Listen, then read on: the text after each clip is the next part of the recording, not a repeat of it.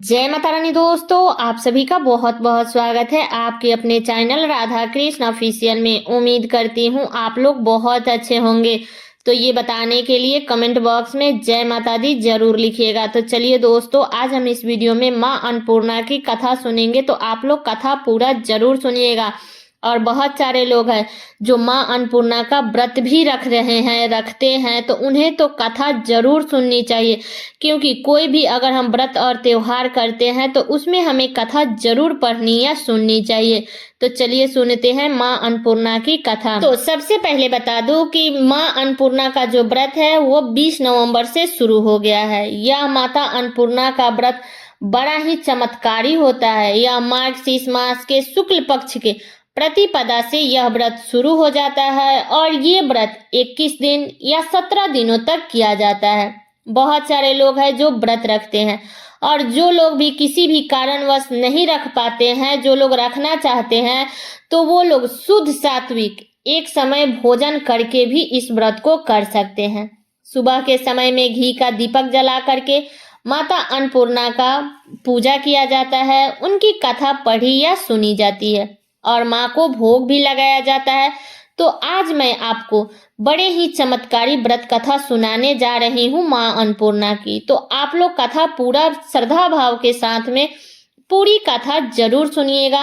कहा जाता है कि जहाँ माँ अन्नपूर्णा की पूजा होती है ना, वहाँ कभी भी धन धान्य की कमी नहीं होती है, अन्न का भंडार हमेशा भरा रहता है। तो चलिए सुनते हैं माँ अन्नपूर्णा की कथा। एक समय की बात है, काशी निवासी धनंजय की पत्नी का नाम सुलक्षणा था।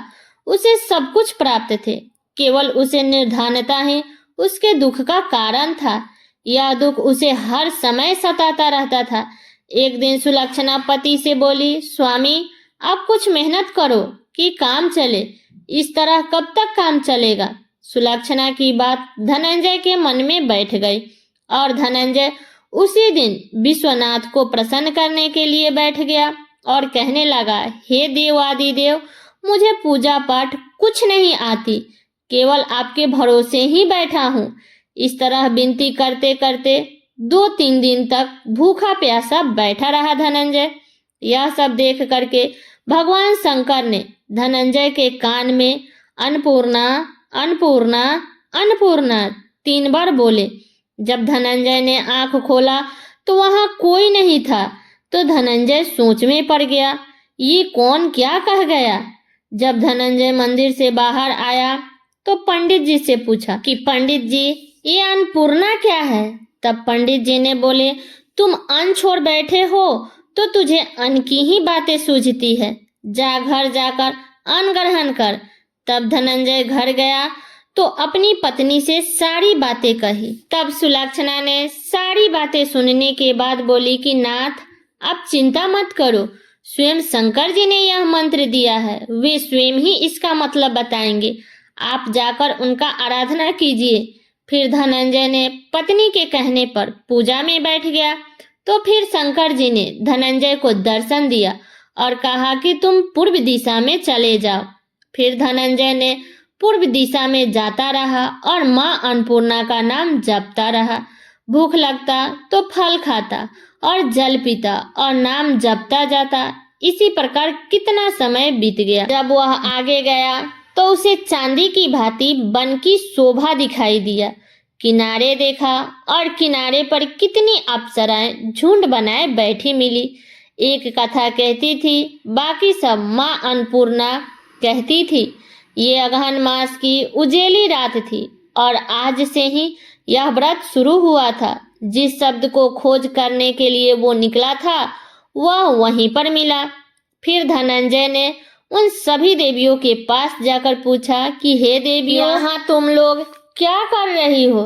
तब सभी देवियों ने कहा कि हम सब माँ अन्नपूर्णा का व्रत कर रहे हैं। तब धनंजय ने पूछा, इस व्रत को करने से, इनकी पूजा करने से क्या होता है। इस व्रत को सबसे पहले किसने किया था और इस व्रत की विधि क्या है, यह व्रत कैसे किया जाए, ये सब हमें भी बताओ। तब सभी देवियों ने कहा कि इस व्रत को कोई भी कर सकता है। 21 दिनों तक यह व्रत किया जाता है और 21 दिनों के लिए 21 गांठ का सूत लेना चाहिए और 21 दिनों का व्रत किया जाता है। अगर आप 21 दिनों का व्रत नहीं कर सकते तो आप एक दिन भी उपवास रख सकते हैं। अगर आप वो भी नहीं कर सकते तो आप केवल कथा सुनकर ही प्रसाद ले लें और निराहार रहकर कथा कहें। अगर कथा सुनाने वाला कोई ना मिले तो पीपल के पत्ते या घृत कुमारी रखकर, दीपक को साक्षी मानकर, सूर्य, गाय या तुलसी मानकर महादेव जी को बिना कथा सुनाए मुख में एक दाना भी नहीं डालना चाहिए। यदि भूल से भी कुछ पड़ जाए तो एक और उपवास करना चाहिए और व्रत के दिन क्रोध ना करे और ना ही झूठ बोले। धनंजय ने बोला, इस व्रत को करने से क्या होगा? तब देविया बोली कि अंधे को नेत्र मिले, लूल्हे को हाथ मिले, निर्धन के घर में धन आए। जो जिस इच्छा से इस व्रत को करता है उसकी हर कामना पूर्ण होती है। तब धनंजय ने कहा, बहनों, मेरे भी धन नहीं है, विद्या नहीं है, मैं और एक दुखिया ब्राह्मण हूँ, मुझे भी इस व्रत का सूत दोगी? तब देवियां बोली कि तेरा कल्याण होगा, ले ये सूत ले। तब धनंजय ने सूत लिया और व्रत किया। तभी समुद्र से 21 सीढ़ी हीरा मोती से जरी हुई प्रकट हुई और धनंजय जय अन्नपूर्णा कहता जाता। ऐसे ही कहते कहते धनंजय ने कितनी सीढ़ियां उतर गया। उतरने के बाद वह देखता है कि करोड़ों सूर्य के प्रकाशमान से अन्नपूर्णा माता का मंदिर है। उसके सामने स्वर्ग सिंहासन पर अन्नपूर्णा माता विराजमान है। सामने भिक्षा हेतु शंकर भगवान खड़े हैं। यह देख करके धनंजय देवी के चरणों में गिर गया। तब देवी ने धनंजय के मन का सारा कलेश जान गए। धनंजय कहने लगा, माता, आप तो अंतर्यामी हो, आपको अपनी दशा क्या बताऊं? माता बोली, तू मेरा व्रत किया है तो जा, तेरा सत्कार सारा संसार करेगा। माता ने धनंजय के जीवा पर बीज मंत्र लिख दिया। अब तो उसके रोम रोम में विद्या प्रकट हो गई। माँ का वरदान लेकर धनंजय घर आया और सारी बात अपनी पत्नी को बताया। माता के कृपा से उसके घर में संपत्ति उमड़ने लगी, दिन प्रतिदिन उन्नति होने लगे। तब सभी मित्र रिश्तेदार बुराई करने लगे, कहने लगे कि इतना धन, इतना बड़ा घर आपके पास है और संतान नहीं है तो ये सब कौन भोगेगा? सुलक्षणा से तो संतान ही नहीं है, इसलिए तुम दूसरा विवाह कर लो। इच्छा ना होते हुए भी धनंजय को दूसरा विवाह करना पड़ा और देवी सती को सौत का दुख उठाना पड़ा। इस प्रकार दिन बीतता गया। फिर अगहन मास आया।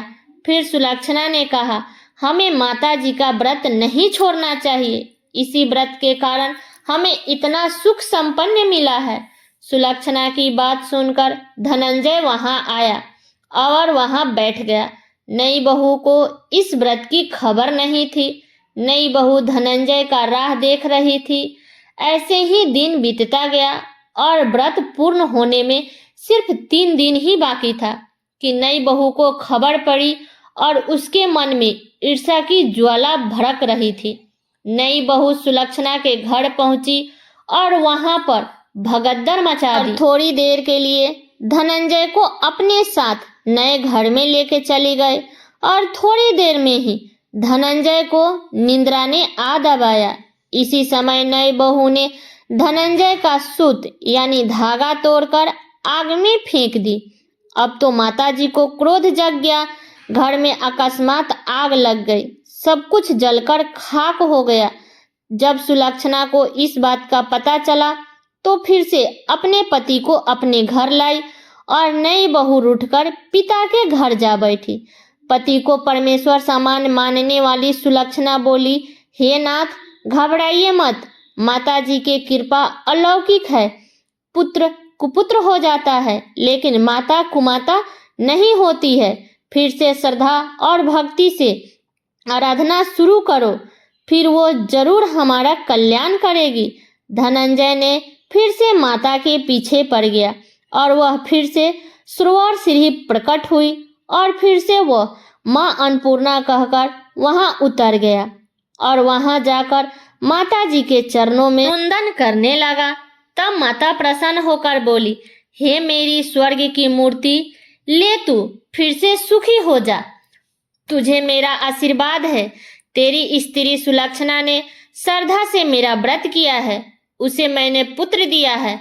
जब धनंजय ने आंखें खोली तो खुद को काशी विश्वनाथ के मंदिर में खड़ा पाया।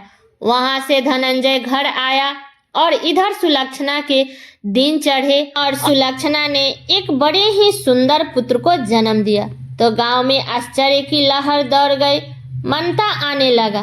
इस प्रकार उसी गांव के निसंतान सेठ के पुत्र होने पर मां अन्नपूर्णा का मंदिर बनवा दिया। उस मंदिर में माताजी खूब धूमधाम से पधारी।